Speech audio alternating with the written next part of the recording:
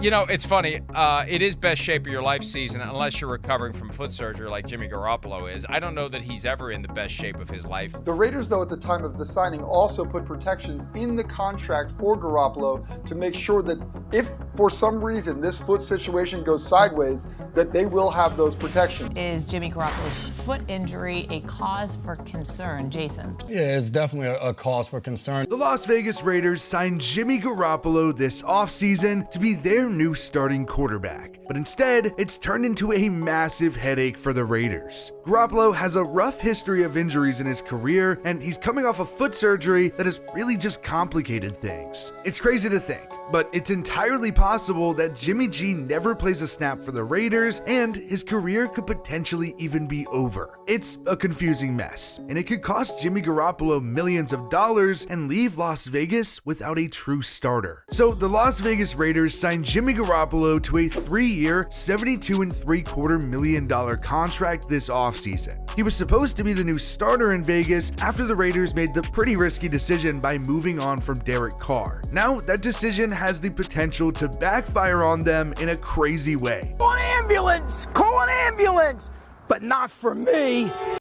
Carr steps into a Saints team that has a pretty solid roster and could surely win the division. That's more because the NFC South sucks, but still. Meanwhile, Jimmy G might not actually ever get to play for the Raiders. The Jimmy Garoppolo contract with the Raiders was held up a bit, and now we actually know why. There was a final clause added to the contract called Addendum G. It addresses Garoppolo's foot injury and that he had surgery on it in March, and it's essentially a waiver and a release. Garoppolo waives the risk of further injury that could go as far as permanent disability coming from the condition. He assumes all the risk, and the Raiders aren't responsible if he does get hurt. Now, what really matters is that the team is able to terminate the deal at any time without further obligation. Yes, the Raiders can just be like, nah, we're good. But the waiver does become null if Garoppolo at any point during the 2023 season passes a physical exam, is active for a regular season game, and does not injure his left foot again. It's super complicated, and surely it's just in place to make sure the Raiders don't get absolutely screwed over. The original contract had an $11.25 million signing bonus with a base salary of $11.25 million this season, but because of the foot injury, the signing bonus was just added to the base salary. So now, instead, it's now $22.5 million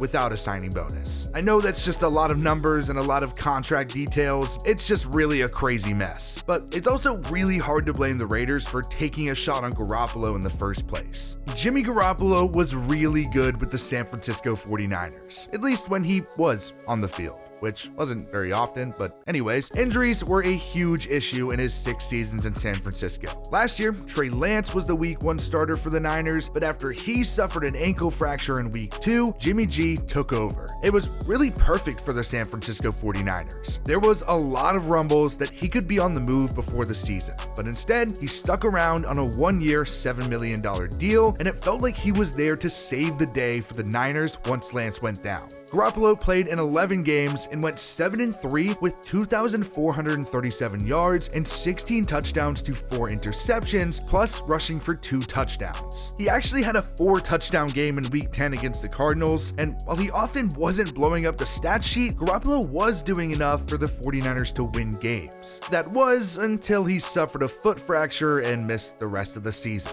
Injuries were just a constant problem. And even when he wasn't missing time, sometimes he was just playing through an injury. Even when he was just on the field though, the 49ers were a good team. In 2021, San Francisco made it all the way to the NFC Championship game where they eventually lost to the Rams. But get this, in the 2 playoff games prior, Jimmy G actually combined for 2 picks without a single touchdown. So yeah, bro was on a tear. Garoppolo also missed 10 total games in 2020 with a high ankle sprain. In his 6 games where he actually was on the field, he threw for 7 touchdowns to 5 picks. Injuries and not really being anything special has been the theme of Jimmy G's career, except for one season, 2019. It was easily the best year of his career. Garoppolo was great. He threw for almost 4,000 yards and 27 touchdowns to 13 interceptions, and he rushed for a touchdown. The 49ers ended up going 13-3, and Garoppolo had 3 different games with 4 touchdowns. playoffs. He actually even looked elite at times. I mean, he didn't in the postseason, really at all, but the 49ers still made the Super Bowl.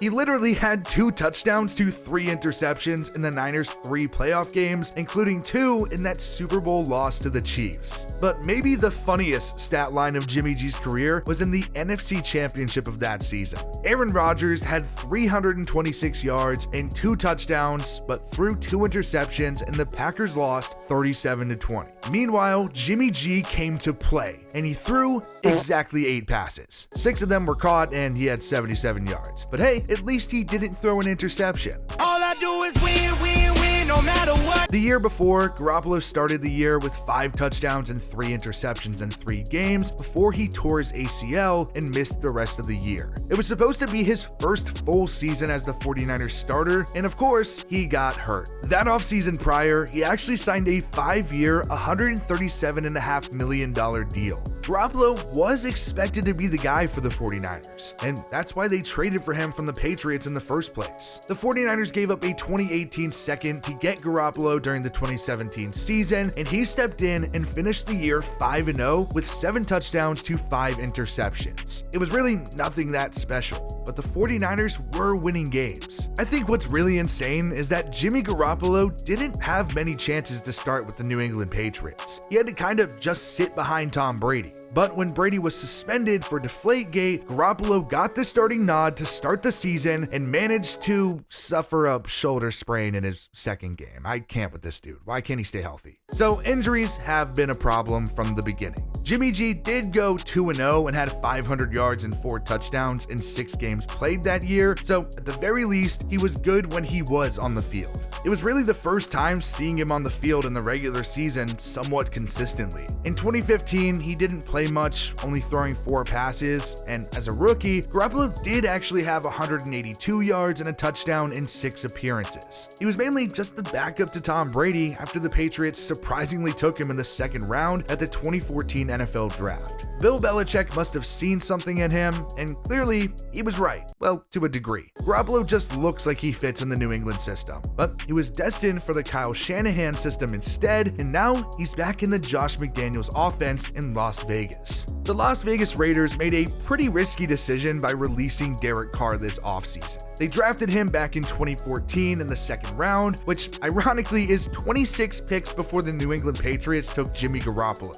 Carr was with the Raiders for a long time and was part of the move from Oakland to Vegas. He owns multiple Raiders franchise records and will be forever remembered as a Raider, but they clearly wanted to move on. Last season, Carr was pretty average. He had 3,500 yards and 24 touchdowns to 14 interceptions in 15 games. He actually ended up making his 4th Pro Bowl, which, funny enough, was actually in Las Vegas. For the most part, Carr was one of those guys that was good, but not quite elite, and it's kind of hard to win games with guys like that. Las Vegas hired Josh McDaniels last season, and the Raiders were even worse than the year before. Somehow, I don't even know how that was possible. Moving on from Carr did make some sense, but it's hard to find someone actually better than him that's available. It didn't really take long for Carr to get scooped up though. He signed a 3-year, $121.5 million deal with the Saints just 20 days after being released by Vegas. He'll actually reunite with Dennis Allen, who's the coach in New Orleans and was the Raiders head coach when Carr was drafted.